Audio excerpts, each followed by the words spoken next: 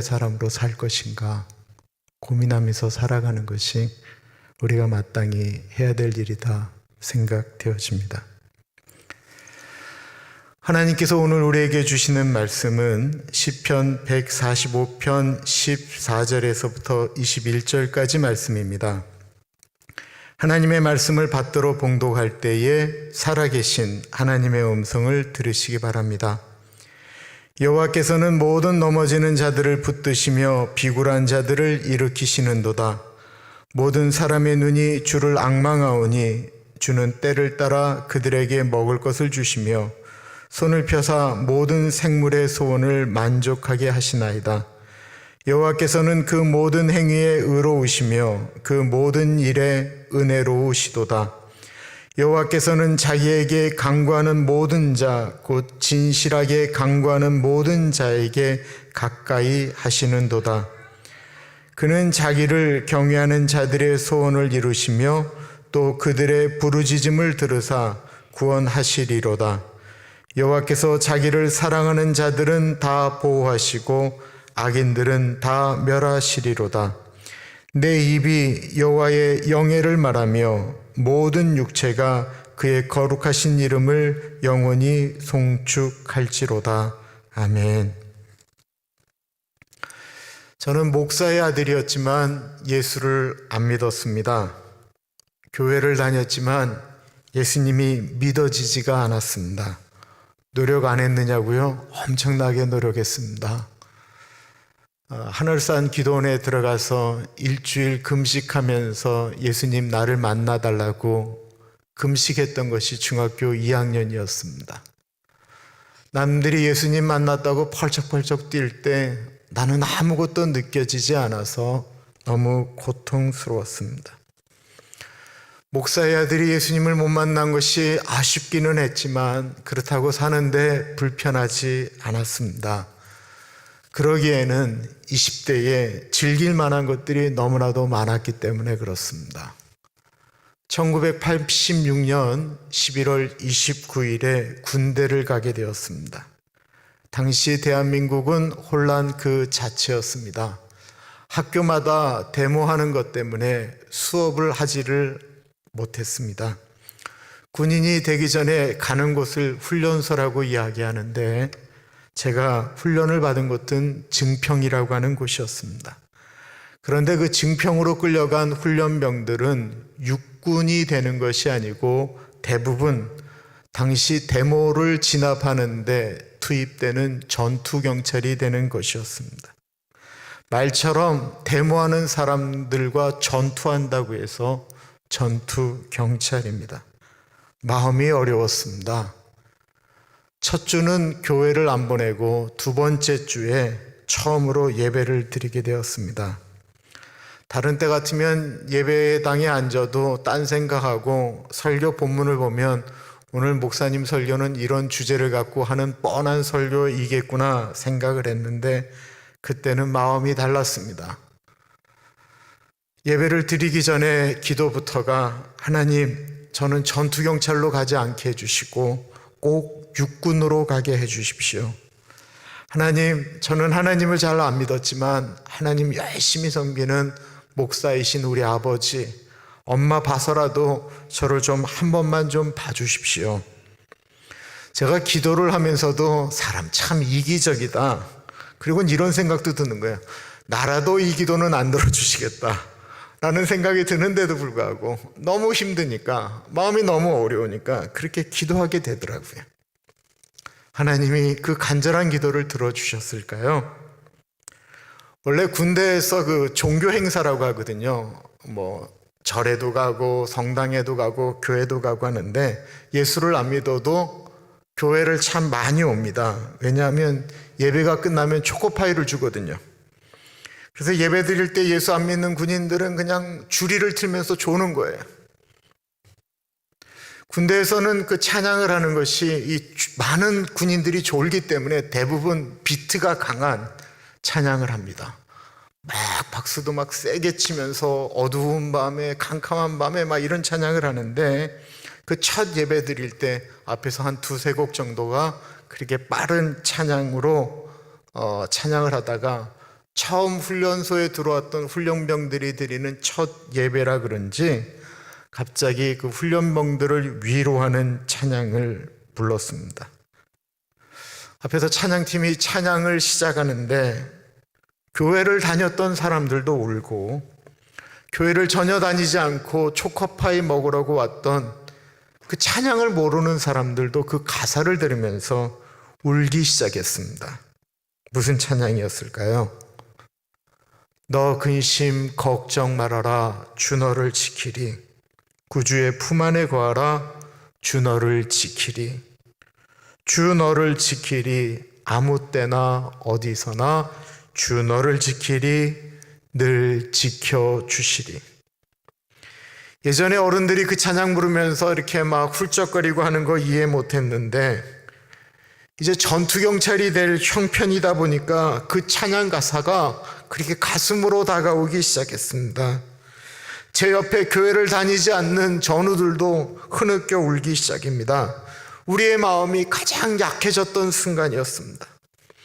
모두 우리 동기들이 서울에서 데모하던 사람들이었는데 그 사람들이 군대 끌려와서 전투경찰이 된다고 생각하니 너무 마음이 답답했습니다. 그때 그 찬양의 가사가 그렇게 내 마음에 위로가 되었습니다. 오늘 이 시편은 다윗이 지었던 시편 안에 들어가 있는 시의 마지막 시이고 위로의 내용이 가득합니다. 어떤 분에게는 위로가 될 수가 있고 어떤 분에게는 아직 나는 이런 것이 다가오지 않는다라고 생각할 수도 있을 것입니다. 그런데 오늘 이 말씀을 통해서 이 좋으신 하나님, 다윗이 고백했던 그 하나님이 내 옆에 계시기를 간절히 바라는 마음이 우리 각기에게 있기를 소원해 봅니다. 14절입니다. 여호와께서는 모든 넘어지는 자들을 붙드시며 비굴한 자들을 일으키시는도다. 모든 넘어지는 자를 하나님이 붙드신다라고 했습니다. 여기서 넘어지는 사람은 돌에 걸려 넘어진다든지 혹은 헛짚어서 넘어지는 사람을 이야기하는 것이 아닙니다. 이 넘어진다라고 하는 사람은 자신의 어깨에 무엇인가를 짊어지고 인생을 사는데 도저히 그 무게를 감당할 수 있는 능력이 없어서 넘어지는 사람을 이야기하는 것입니다. 여기서 비굴한 자는 성격적으로 비굴한 사람을 말하는 것이 아닙니다. 힘이 약하기 때문에 다른 사람에게 굽신거리지 않고서는 살 수가 없기 때문에 자기의 마음은 비굴하고 싶지 않아도 사람들 앞에서 비굴할 수밖에 없는, 내가 이렇게라도 살지 않으면 우리 새끼들 먹여 살릴 수가 없으니까 내가 직장에 나가서 내가 어떤 것을 사람들한테 팔 때 굽신거릴 수밖에 없는 사람, 그래야만이 살 수 있는 사람을 이야기하고 있는 것입니다. 이 어깨의 질문, 예수님을 믿는 사람이건 안 믿는 사람이건 모든 사람에게 있습니다. 집에 가정을 이끄는 사람을 가장이라고 그러죠. 그들에게는 그 짐이 있습니다. 나도 남들처럼 돈을 많이 벌어서 떵떵거리며 살고 싶은데 쉽지가 않습니다. 그때 눌리는 무게가 얼마나 크겠습니까? 돈 한 푼 벌기 위해서 손님들에게 굽신거려야 합니다. 엄마들은 어떻게 해서든지 자식들한테 좋은 것 먹이기 위하여 자기가 원하는 것들을 참습니다. 화요일에 국률사역 할 때 사람들이 교회 안으로 들어올 수가 없습니다. 무슨 일이 일어날지 모르기 때문에 그렇습니다. 국률사역 할 때는 게이트 문을 닫고 저쪽 끝의 문도 닫았다가 시간이 되면 우리가 준비가 끝나면 그때부터 배급이 시작되는데요. 얼마나 더워요? 근데 저 끝에서부터 쭉 사람이 기다리고 있는 거예요. 우리가 5시쯤에 전달하는데 12시부터. 그럼 5시간을 기다리는데 거의 어머니들이 기다리세요. 그 쫙 밑에서 기다리시는 거예요. 왜 그러세요? 자식들을 책임져야 될 그 삶의 무게가 거기서 그 쫙볕에 그 더위를 이길 수 있는 힘을 주는 것입니다. 그럼에도 불구하고 그 무게가 너무 무거워서 도망가고 싶을 때가 없을까요?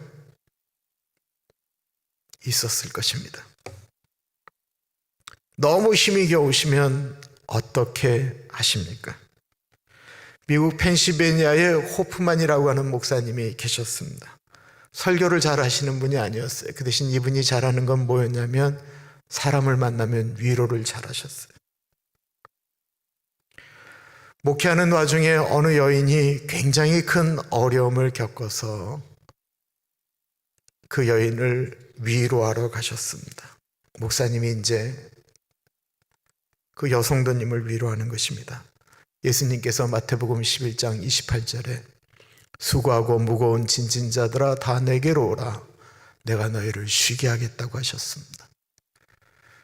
주님께서 주시는 멍에는 가볍다고 하셨습니다. 힘을 내십시오. 근데도 이 여자분이 목사님을 만나니까 안에 있는 이제 서름이 복닫히니까 목사님 나는 이제 어떻게 살아야 돼요? 나는 어떻게 해야 돼요? 계속 그렇게 이야기하는 것입니다. 근데 너무 답답해하는 그 옆분에게 뭐라고 얘기하겠어요? 목사가 무슨 얘기를 하겠어요? 무거운 짐을 예수님 앞에 내려놓으십시오. 계속해서 그 얘기를 하자 이 여자분이 나중에는 맞지요. 예수님 앞에 내려놓아야지요. 라고 이렇게 되새겨서 그 여성도 앞에서 기도를 하고 나오셨다고 합니다. 근데 나오면서 그냥 답답하지만 정답이 그거밖에 없으니까 목사님이 그 여성도에게 얘기했던 예수님께 아뢰십시오. 예수님에게 맡기십시오. 예수님께서 당신을 도우실 것입니다. 그리고 나서 집에 돌아와서 본인이 목회하면서 만나는 교인들의 삶을 이렇게 생각해 보니까 너무나도 힘들고 어려운 분들이 많은 거예요. 그 짐을 짊어지고 가는데 혼자 짊어지기는 너무 어려운데 그것을 예수님에게 맡기면 되는데 왜들 안 맡기고 저렇게 살까 너무나도 마음이 아팠어요. 그때 본인의 마음을 시로 쓰기 시작했습니다. 그리고 나온 찬송시가 있어요. 내 모든 시험 무거운 짐을 주 예수 앞에 아뢰이면 예수는 나의 구원이 되사 내 대신 짐을 져주시네. 무거운 짐을 나 홀로 지고 견디다 못해 쓰러질 때 불쌍히 여겨 구원해 주리 은혜의 주님 오직 예수. 하나님은 우리의 짐을 맡으시는 분이시다라는 것입니다. 우리의 짐의 문제가 사실 영적인 것일 수도 있지만 대부분은 육적인 것들입니다. 하나님은 영적인 것만을 좋아하고 육적인 것은 모른 척 하시느냐? 그게 아니에요. 하나님은 우리 삶의 육적인 문제를 관심 갖고 계십니다. 15절부터 보십시오.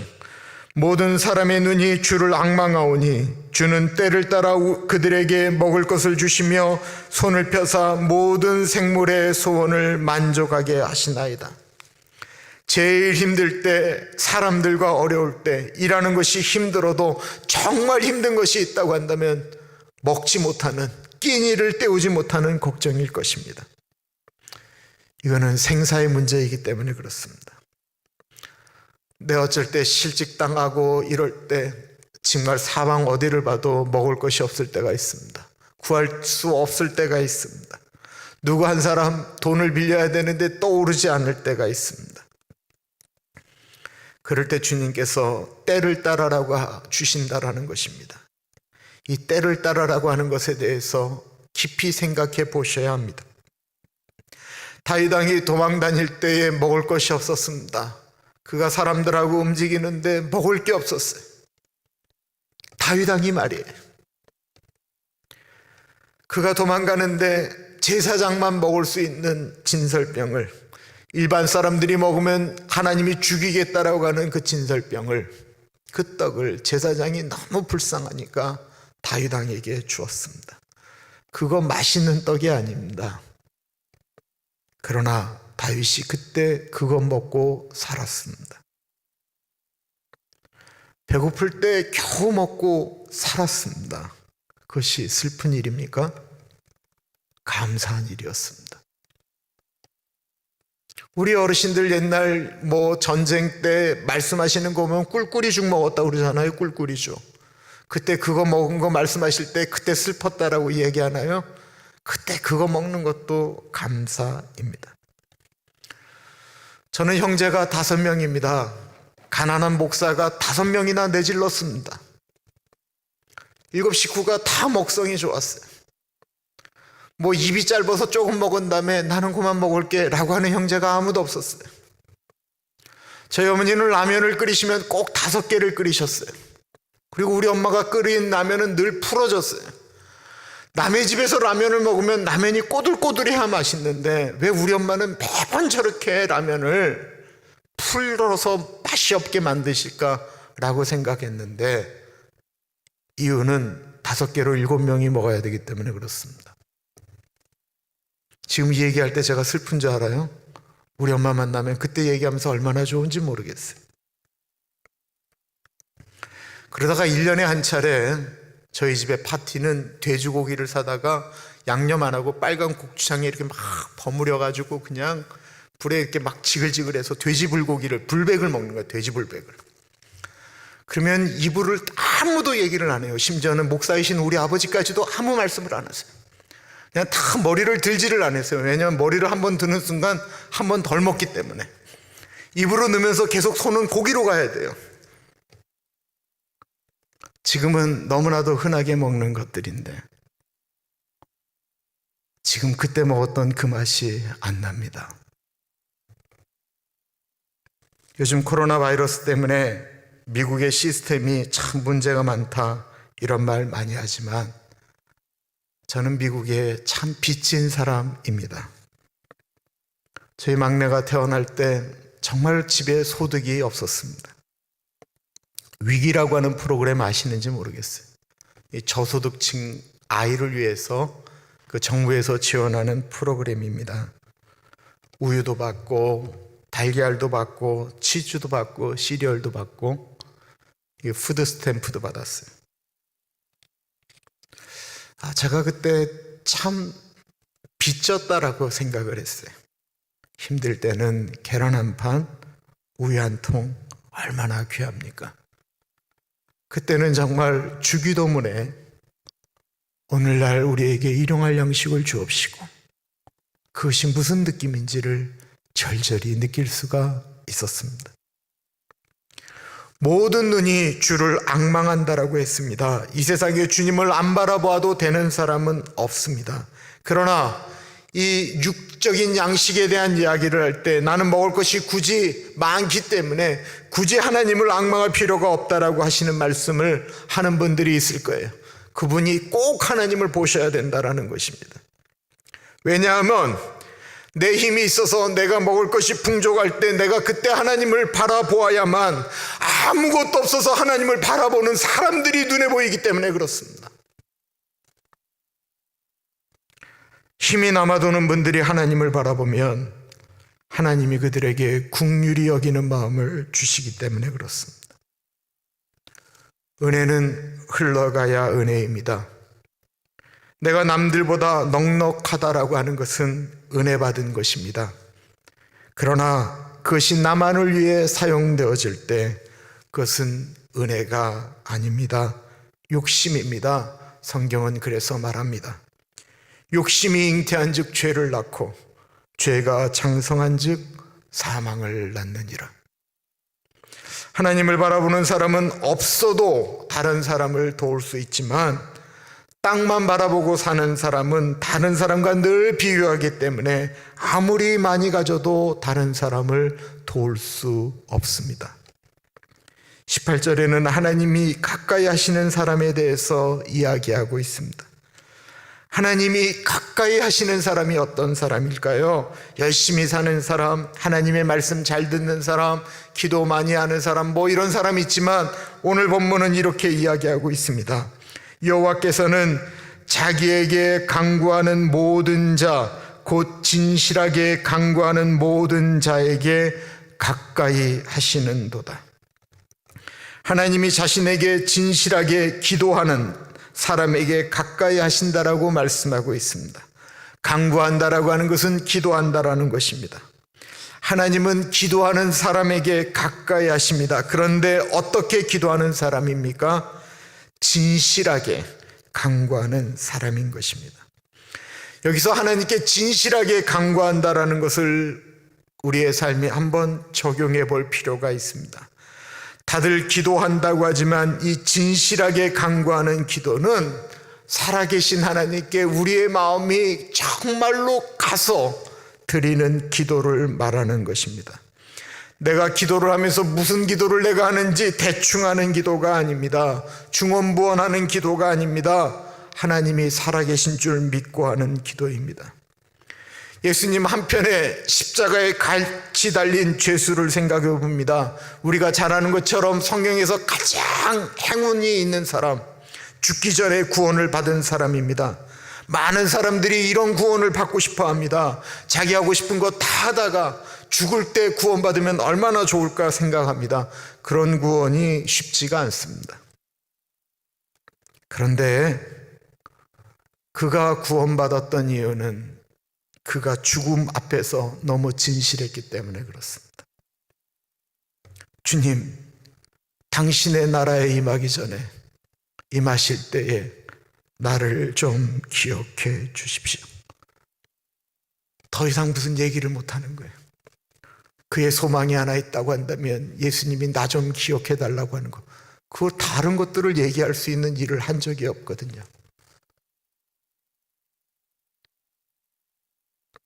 문득병에 걸려 힘들어하는 사람들이 예수님이 지나가는 소리를 듣습니다. 그때 소리를 지릅니다.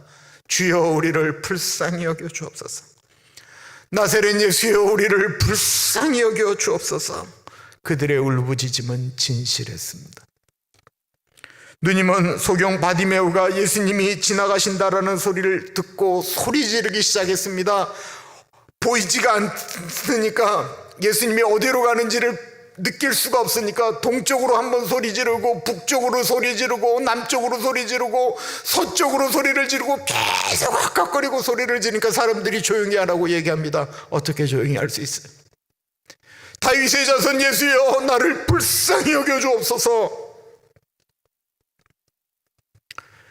이들이 착하기 때문에 예수님이 그들을 찾으신 것이 아니었습니다. 이들의 외침이, 이들의 고통이 너무나도 절절했기 때문에, 간절했기 때문에 주님께서 그들을 찾으신 것입니다. 누가복음 18장에 예수님이 우리가 살아가는 세상에서 이렇게 살면 존경받는 사람과 손가락질 받는 사람에 대해서 대비하면서 이야기하고 있습니다. 그런데 어떤 사람은 이 땅 가운데 진실한 것 같은데 하나님께서 보는 그것은 진실함의 차이가 있었다라고 하는 것입니다. 누가복음 18장입니다. 또 자기를 의롭다라고 믿고 다른 사람을 멸시하는 자들에게 이 비유로 말씀하시되, 두 사람이 기도하러 성전에 올라가니 하나는 바리새인이요 하나는 세리라.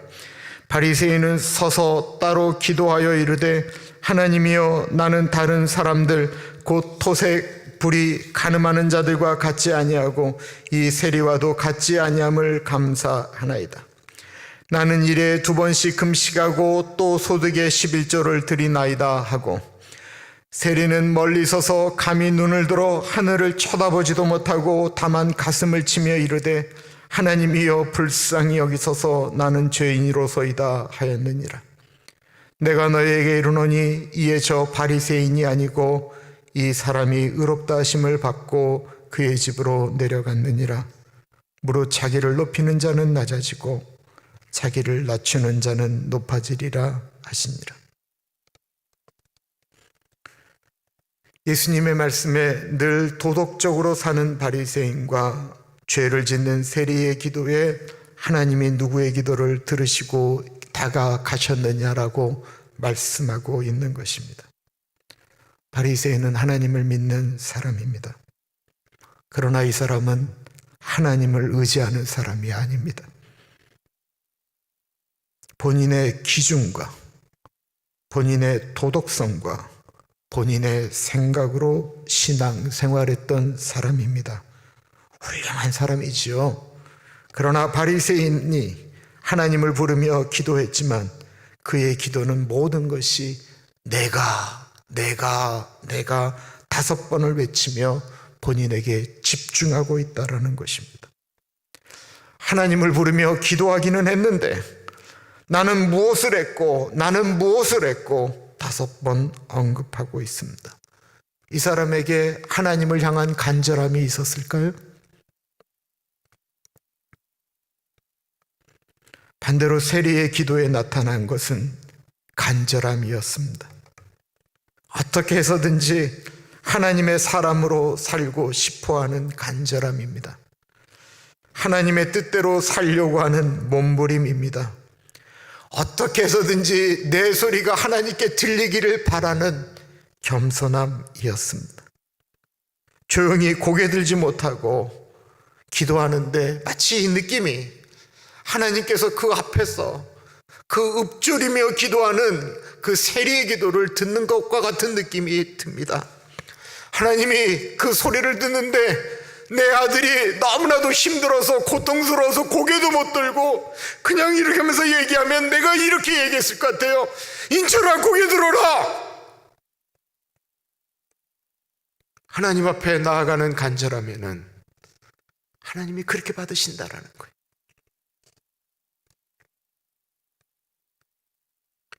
앞에 언급한 저의 첫 군대 생활 시작할 때 드렸던 예배, 저는 목사의 아들로 예수 잘 안 믿었지만 그때 저의 기도는 정말 간절했습니다.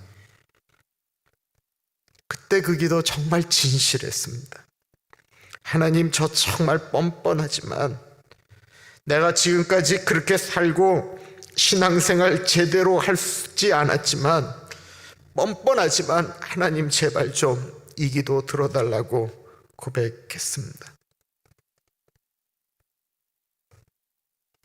하나님은 그 기도를 들어주셨습니다. 하나님의 응답은 노였습니다. 저는 육군으로 가지 못하고 전투경찰이 되었습니다. 하나님이 너무 뻔뻔해서 거절하셨던 것일까요? 아니었습니다. 시간이 한참 지나고 나니 하나님은 분명히 그때 저의 그 간절한 기도를 들어주셨습니다.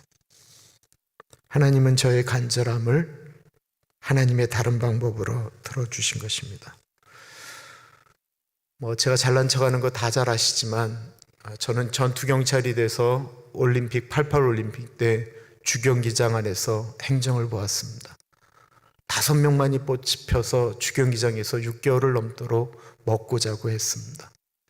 그리고 제 이름이 올림픽 주경기장에 이름이 올라갔습니다. 딴 데서 이런 얘기하면 박수라도 치실 것인데 아무 일도 안 하시네.